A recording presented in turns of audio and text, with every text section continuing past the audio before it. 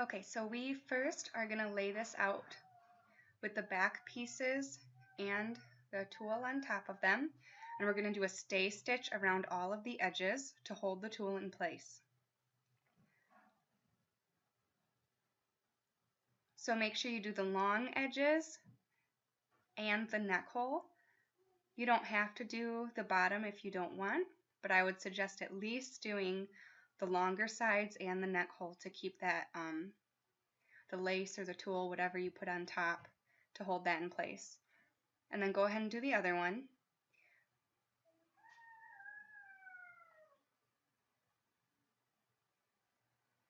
And just a tip, when you are doing the curve on the neck, it's a good idea to lift your foot while you are doing that curve so that you don't warp the tulle on top or stretch it or anything.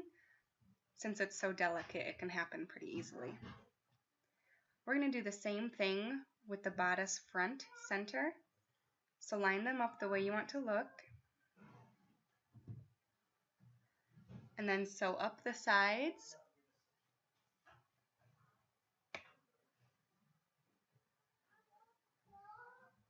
And make sure it's all laying nice and flat. And then again, do the neck hole.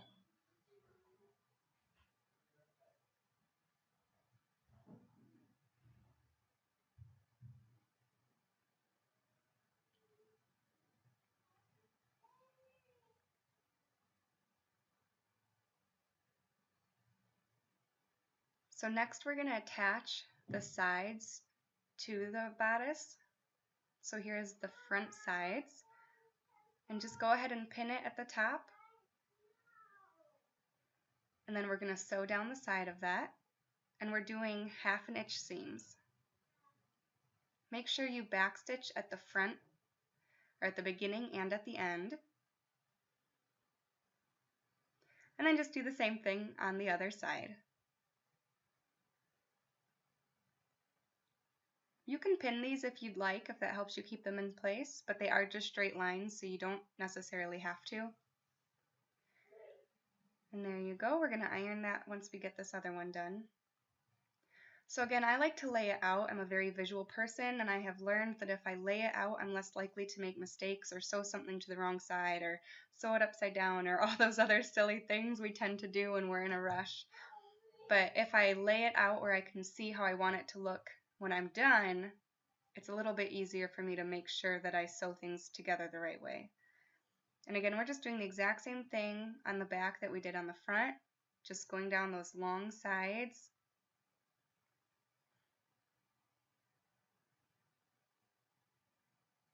Okay, so there's the back of the dress and the front of the dress. So now, again, I'm a visual person. I like to lay it out. With the shoulders together, we're going to attach the front to the back. Make sure that you line those shoulders up at that seam you sewed. So there's that seam, line it up really nice, and then pin that. And we're just going to sew a 1/2 inch seam right across the top of that. Again, make sure you backstitch or do a lock stitch at the front, at the beginning and the end. And after I do the shoulders, I do like to trim all the excess fabric a little bit closer to that seam so there's not so much bulk.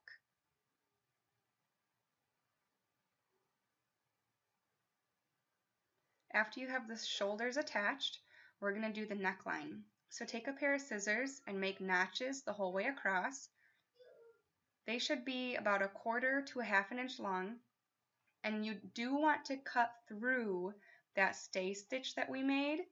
It will still hold everything together, but we want those stay stitch threads to be on the inside, so we do need to cut through that. We're going to fold that over to the wrong side of the fabric, and so that we can see what we're doing, I like to sew with the wrong side up, and I fold it back about 1/2 inch, so you're going to be sewing at about 1/4 inch seam, and sew all the way across the top of that.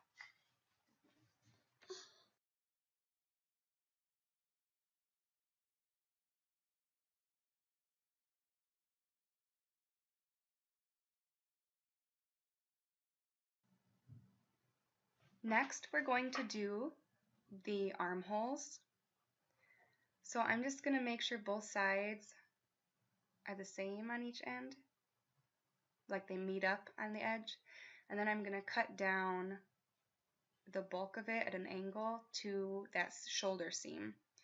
We're going to do a rolled hem here because there's only one layer of fabric. It'll go through a rolled hem foot. You can do it the same way you did the neckline if you would like. I just think it looks a little bit neater to do a rolled hem. If you don't know how to do a rolled hem, I do have a video on how to do a rolled hem. I can put a link to it if you are unsure, but they are very easy to learn how to do, and they just look so nice when you do one correctly. And then you don't have to put any of those notches into your curves. And then you just want to iron all of that good. So now we're going to pull that back down so the right sides are together and sew down each side. Make sure you line it up on the finished edge. Also make sure you switch back to your regular foot so you're not using the rolled hem foot still. Again, as always, backstitch or lock stitch at the beginning and at the end.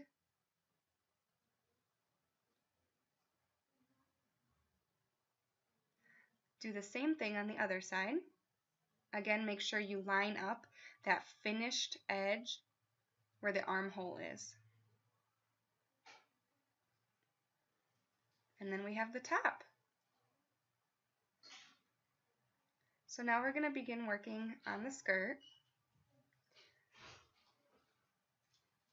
And the second piece, you just want to fold in half and cut on the edge, and then sew it to the longer piece on each side. That way we have an opening in the back of it, of the skirt, and there's no seam right down the center middle of the skirt. We don't want a seam in the front of the dress.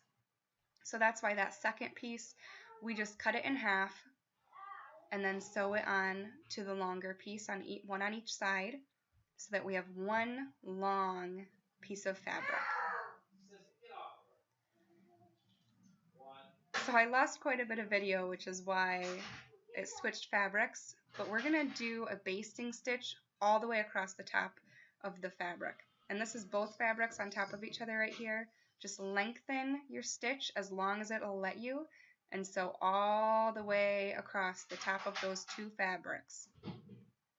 You want your stitch length all the way, the longest you can get it, so that when we're done, we can grab one of the threads and just start gathering the skirt. All you have to do is hold one thread and pull, and it'll gather all of your skirt. Go ahead and gather it the whole way across. I always prefer to gather as much as I can because it's easier to ungather it than have to go back in and gather more.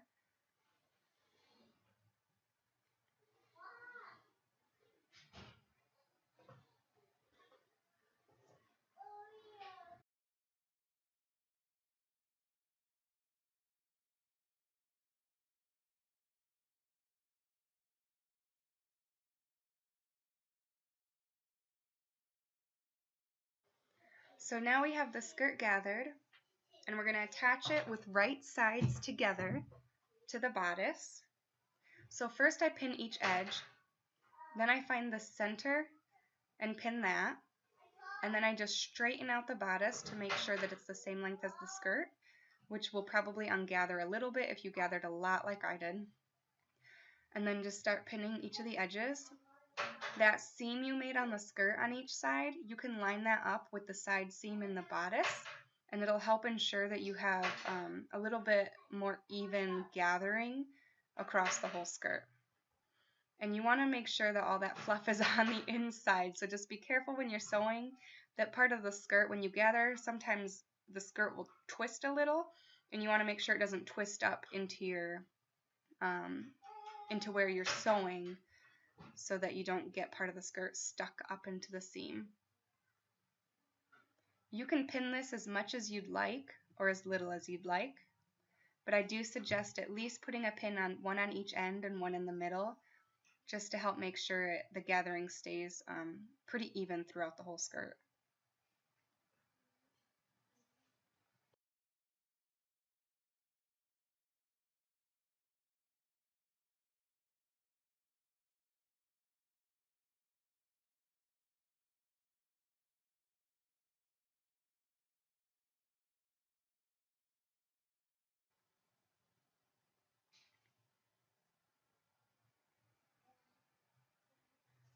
Now that the skirt is attached,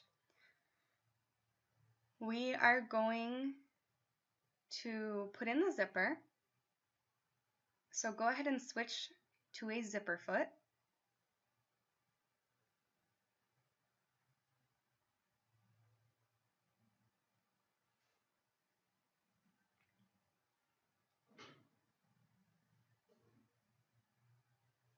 And what I like to do is look at the right side of the fabric and hold my zipper onto it the way it's supposed to look in the end.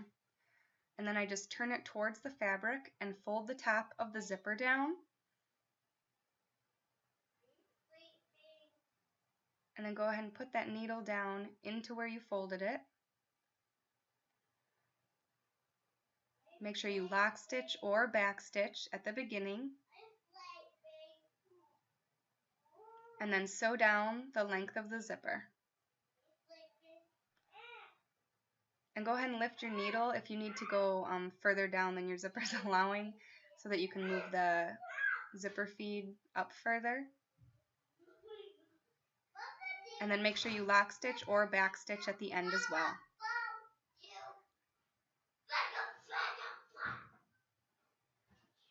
My fabric was fraying really bad, so I just went over my edges with a zigzag stitch to help keep anything from fraying and getting stuck in the zipper.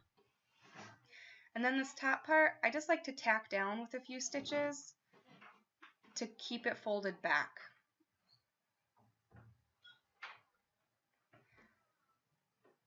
And then we will go ahead and attach the other side of the zipper. Again, I like to look at it as how it will be in the end, and then turn it over towards the fabric. Again, fold down that top part of the zipper. We don't need that. Lock stitch or back stitch at the beginning, and then sew down the length of the zipper. Once again, if you need to move the actual zipper up further, pick up your needle and then you can move the zipper up past the needle. Don't take the needle all the way out though, so that you don't lose your place where you're sewing.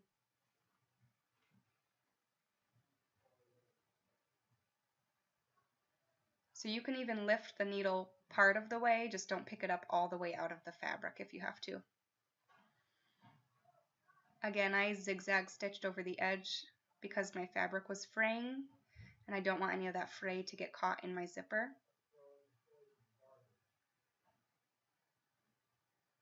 And then go ahead and trim any of your threads, and again, just do a little tack down the zipper a little bit so it stays folded back with just a few stitches. And there your zipper is attached. So next we're going to sew the rest of the way down that back center seam. I like to fold my zipper in half so that I can line up my needle with where the zipper is. And then go ahead and sew the rest of the way, or almost the rest of the way down the back of the dress. I don't like to go all the way down. If I sew most of the way down, then I can make sure my edges line up. If they don't, just trim them to line up. But then we can hem the bottom of the skirt. And again, I'm using my rolled hem foot, or you can just fold the bottom of the skirt to the wrong side of the fabric about 1/2 inch and sew along that.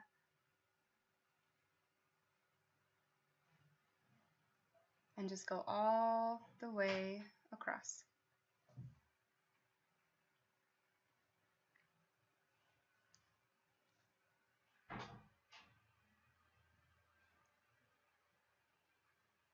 Once you've hemmed both of those edges, then you can finish going down that back seam down the dress. And once again, I just zigzagged across my edges because my fabric was fraying really bad, and I don't want that loose fabric to get everywhere. And then turn it right side out, and you have a beautiful little dress. Go ahead and embellish it with whatever you want. You can sew a sash around it. You can sew some ribbons onto the seams maybe. Decorate it however you'd like. Really, this part is all up to you. I would love to see what you do with yours. Thank you for watching.